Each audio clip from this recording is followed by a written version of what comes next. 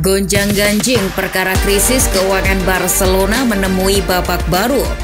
Berlarut-larut perkara ini menjadi sorotan media.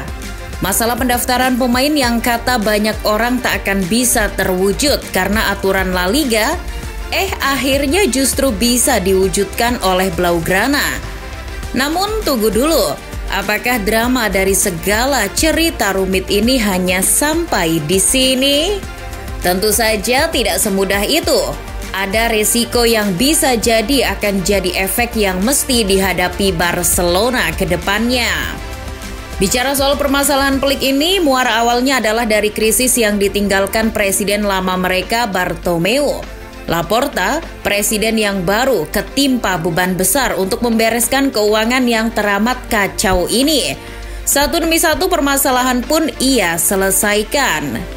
Barca yang punya utang seabrek ini, menurut banyak orang alangkah baiknya menstabilkan dulu keuangannya dan melunasi hutang sedikit demi sedikit. Bukan malah hedon dengan banyak pengeluaran untuk beli pemain. Namun di sisi lain pemikiran Laporta tak sesempit itu. Musim lalu ia buktikan di saat tim lagi terjerat krisis dan terpuruk, ia malah suntikan uang untuk membeli beberapa pemain baru di paruh musim.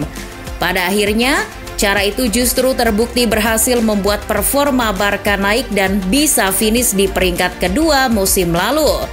Laporta sepertinya ingin mengulanginya lagi musim ini, namun jauh lebih masif. Tak sedikit pemain bintang berharga mahal didatangkan Barcelona. Ironisnya, kini hal itu berkebalikan dengan kondisi keuangan Barcelona. Barca tak lagi memiliki cadangan uang. Mereka bahkan sempat bermasalah dengan aturan La Liga tentang batas akhir pembukuan keuangan pada 31 Juli 2022. Selain itu, Barca pun terancam tak bisa mendaftarkan pemainnya jelang laga pembuka 13 Agustus 2022. Atas dasar itulah mereka berpikir ulang bagaimana caranya menyiasati agar bisa lolos persyaratan yang digariskan La Liga tersebut. Maklum, Barca ini kelebihan stok pemain dan bengkak dalam masalah beban gaji. Untuk mengakali itu, Blaugrana telah melakukan banyak hal, mulai dari pemotongan gaji, penjualan pemain, sampai pada akhirnya menjual aset mereka. Barcelona kini dijuluki sebagai klub tuas ekonomi. Memang apa sih yang dimaksud tuas ekonomi itu? Ya, economic levers atau tuas ekonomi ini adalah nama lain dari pemasukan penjualan aset mereka. Yang harus diketahui, Barca itu telah disetujui oleh Socios untuk menjual 25% hak siar mereka dan 49,9% BLM, Barcelona Licensing and Merchandising. Dari dua penjualan besarnya itu mereka membaginya lagi. Jadi, tuas itu bukan soal jual aset secara terus-menerus. Akan tetapi, itu adalah pecahan dari dua penjualan aset mereka yang disetujui Socios. Tuas pertama Barca cair 10% dari Sixth Street pada 30 Juni 2022 dengan total uang yang didapat 267 juta euro.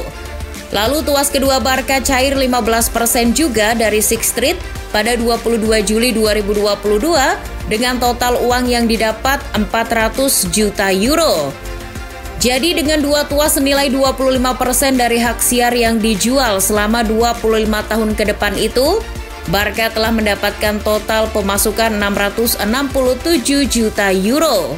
Namun kedua tuas itu dianggap hanya cukup untuk menstabilkan keuangan mereka dan melunasi utang. Barca pun bergerak lagi dengan mulai mengaktifkan tuas ketiga guna mendatangkan pemain. Namun Laporta mengeremnya dengan tak langsung menjual aset sepenuhnya yang senilai 49,9%. Mereka pecah lagi dengan yang namanya tuas ketiga, yakni sebesar 24,5% yang terjual kepada Socios.com. Tuas itu cair senilai 100 juta euro.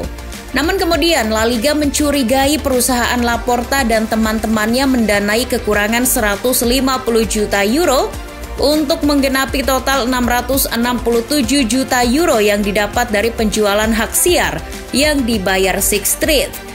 Karena menurut laporan, Sixth Street sebagai pembeli dalam pembukuannya hanya membayar Barca 517 juta euro.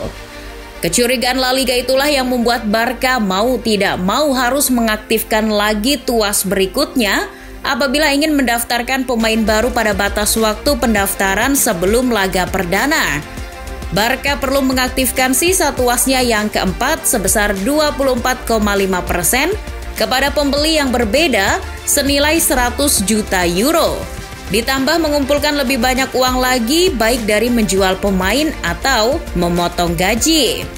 Soal pemotongan gaji pemain musim lalu juga terjadi di Barca ketika mereka tak bisa mendaftarkan pemain barunya seperti Depay, Aguero maupun Eric Garcia pada pekan pertama La Liga. Namun akhirnya dengan kesediaan para pemain seperti Pique, Alba maupun Busquets yang gajinya rela dipotong, akhirnya mereka bisa mendaftarkan pemain barunya menjelang pekan pertama La Liga. Hal serupa pun terjadi musim ini. Selain menjual beberapa aset untuk menstabilkan keuangan, Barca juga melakukan cuci gudang pemain serta pemotongan gaji. Kini pemain seperti Busquets maupun Pique rela kembali gajinya dipotong atau ditangguhkan. Dengan itu beban gaji Barca berkurang dan menjadi angin segar untuk mendaftarkan kembali para pemain barunya. Ditambah dengan pengaktifan tuas keempatnya yang cair 24,5% dari perusahaan GDE Luma senilai 100 juta euro. Barcelona kini akhirnya disetujui La Liga untuk mendaftarkan pemain barunya sehari jelang laga pekan pertama La Liga melawan Rayo Vallecano. Akan tetapi, mereka masih ada PR untuk mendaftarkan pemain barunya Jules Koundé yang belum terdaftar karena kurang memenuhi syarat. Syarat itu akan tercapai menunggu apabila dari 1 atau 2 pemain Barca hengkang atau ada yang rela memotong gajinya lagi. Pertanyaannya sekarang, apakah drama pelik Barca dengan tuasnya ini hanya berakhir sampai di sini? Mungkin jawabannya tidak, karena bagaimanapun dengan manuver senekat ini, Barca punya resiko besar yang akan mengintainya di masa depan. Dari segi keuangan, manuver yang dilakukan Laporta ini terbilang berani. Laporta bisa saja tak jor-joran beli pemain, sembari utang lunas, keuangan jadi stabil. Barulah mereka jor-joran. Akan tetapi jalan itu tidak dipilih oleh Laporta. Laporta lebih memilih berinvestasi banyak dengan pembelian pemain baru sembari menstabilkan keuangan.